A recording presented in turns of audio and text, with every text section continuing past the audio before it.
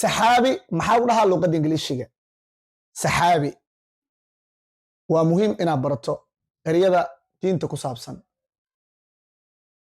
companion haddaa dhahday jawaabtaada way saxan tahay saxaabi luqadda ingiliishiga waxaa loo yaqaanaa companion saxaabi luqadda ingiliishiga waxaa loo yaqaanaa companion nabi maxaa lagu dhahaa luqadda ingiliishiga prophet haddaa dhahday jawaabtaadu way saxan tahay nabi luqadda ingiliishiga waxaa loo yaqaanaa prophet ayaa loo yaqaanaa nabi rasuul maxaa lagu dhahaa luqadda ingiliishiga rasuul maxaa lagu dhahaa luqadda ingiliishiga messenger haddaa dhahday jawaabtaadu way saxan tahay rasuul haddaa dhahday messenger jawaabtaadu way saxan tahay rasuul waa messenger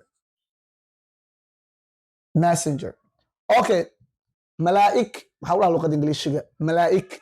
ama malak ama malaa'ik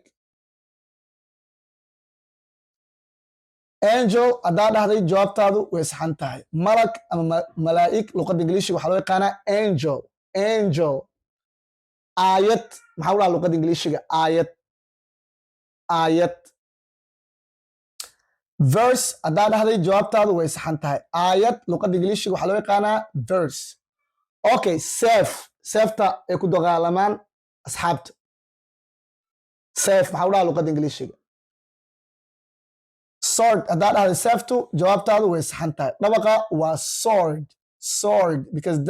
w is silent sword naar nacuudu billah naar maxaa la dhahaa luqadda ingiliishiga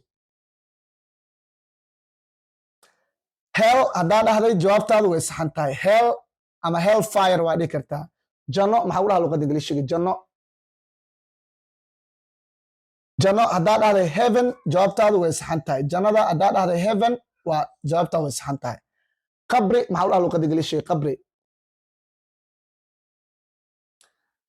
grave haddaa dhahday jawaabtaadu way saxan tahay qabri luqadda ingiliishiga waa grave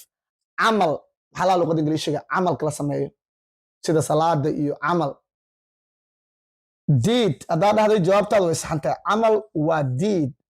cibaado maxaa la luqadda ingiliishiga cibaado worship haddaa dhahday jawaabtaadu way saxan tahay cibaado waa worship marka waxaa lagaa rabaa ereygan duco maxaa u dhahaa luqadda ingiliishiga comment ku soo qor